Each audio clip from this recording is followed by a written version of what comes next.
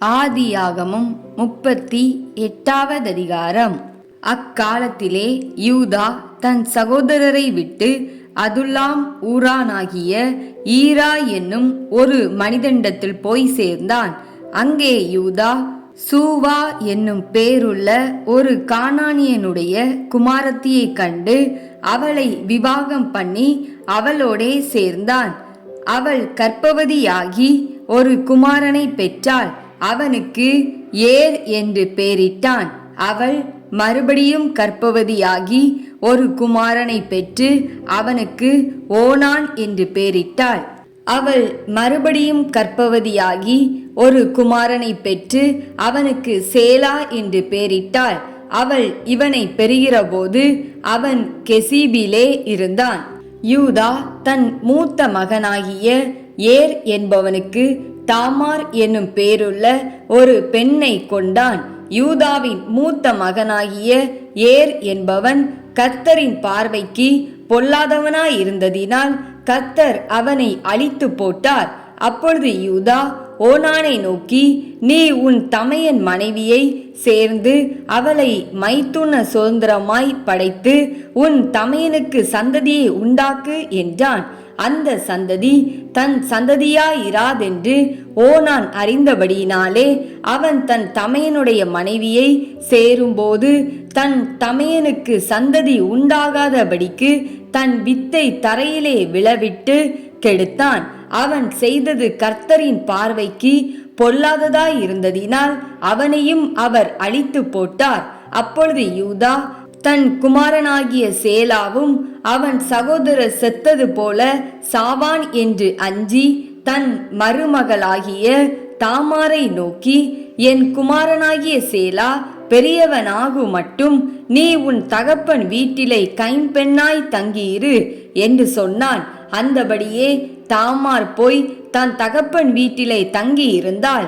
அநேக நாள் சென்ற பின் சூவாவின் குமாரத்தியாகிய யூதாவின் மனைவி மரித்தாள்.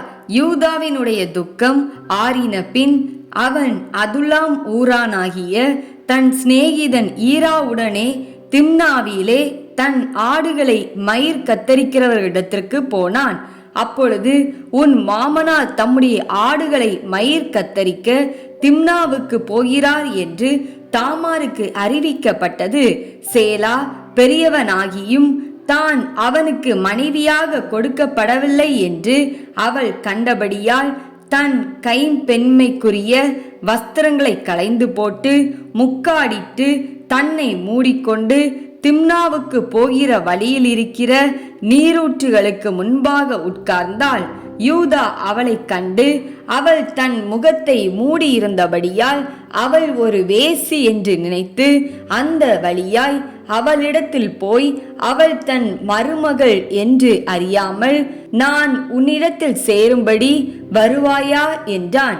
அதற்கு அவள், நீர் என்னிடத்தில் சேரும்படி எனக்கு என்ன தருவீர் என்றாள். அதற்கு அவன், நான் மந்தையிலிருந்து ஒரு வெள்ளாட்டு குட்டியை அனுப்புகிறேன் என்றான். அதற்கு அவள், நீர் அதை அனுப்பும் அளவும் ஒரு அடைமானம் கொடுப்பீரா என்றாள். அப்பொழுது அவன், நான் உனக்கு அடைமானமாக என்ன கொடுக்க வேண்டும் என்று கேட்டான். அதற்கு அவள், உம்முடைய முத்திரை மோதிரமும் உம்முடைய ஆரமும் உம்முடைய கைக்கோடும் கொடுக்க வேண்டும் என்றாள். அவன் அவைகளை அவளுக்கு கொடுத்து அவளிடத்தில் சேர்ந்தான். அவள் அவனாலே கர்ப்பவதியாகி எழுந்து போய் தன் முக்காட்டை களைந்து தன் கைப்பெண்மைக்குரிய வஸ்திரங்களை உடுத்தி கொண்டாள். யூதா அந்த ஸ்திரீயிடத்தில் இருந்த அடைமானத்தை வாங்கி கொண்டு வரும்படி அதுல்லாம் ஊரானாகிய தன் சிநேகிதன் கையிலே ஒரு வெள்ளாட்டு குட்டியை கொடுத்தனுப்பினான். அவன் அவளை காணாமல் அவ்விடத்து மனிதரை நோக்கி, வழியண்டை நீரூற்றுகள் அருகே இருந்த தாசி எங்கே என்று கேட்டான். அதற்கு அவர்கள், இங்கே தாசி இல்லை என்றார்கள். அவன் யூதாவினிடத்தில் திரும்பி வந்து, அவளை காணோம், அங்கே தாசி இல்லை என்று அவ்விடத்து மனிதரும் சொல்லுகிறார்கள் என்றான். அப்பொழுது யூதா, இதோ இந்த ஆட்டுக்குட்டியை அனுப்பினேன், நீ அவளை காணவில்லை, நமக்கு அவகீர்த்தி வராதபடிக்கு அவள் அதை கொண்டு போனால் போகட்டும் என்றான். ஏறக்குறைய 3 மாதம் சென்ற பின்பு உன் மருமகளாகிய தாமார் வேசித்தனம் பண்ணினால் அந்த வேசித்தனத்தினால் கர்ப்பவதியுமானாள் என்று யூதாவுக்கு அறிவிக்கப்பட்டது. அப்பொழுது யூதா, அவளை வெளியே கொண்டு வாருங்கள், அவள் சுட்டரிக்கப்பட வேண்டும் என்றான்.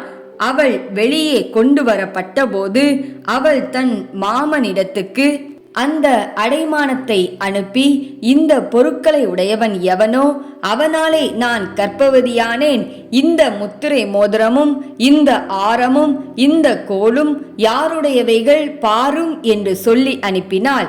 யூதா அவைகளை பார்த்தறிந்து, என்னிலும் அவள் நீதி உள்ளவள், அவளை என் குமாரனாகிய சேலாவுக்கு கொடாமற் போனேனே என்றான்.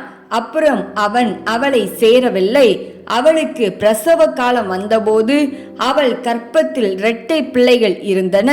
அவள் பெறுகிறபோது ஒரு பிள்ளை கையை நீட்டினது. அப்பொழுது மருத்துவச்சி அதன் கையை பிடித்து அதில் சிவப்பு நூலை கட்டி, இது முதலாவது வெளிப்பட்டது என்றாள். அது தன் கையை திரும்ப உள்ளே வாங்கி கொண்டபோது அதன் சகோதரன் வெளிப்பட்டான். அப்பொழுது அவள், நீ மீறி வந்ததென்ன? இந்த மீறுதல் உன்மேல் நிற்கும் என்றாள். அதனாலே அவனுக்கு பாரேஸ் என்று பெயரிடப்பட்டது. பிற்பாடு கையில் சிவப்பு நூல் கட்டியிருந்த அவனுடைய தம்பி வெளிப்பட்டான். அவனுக்கு சேரா என்று பெயரிடப்பட்டது.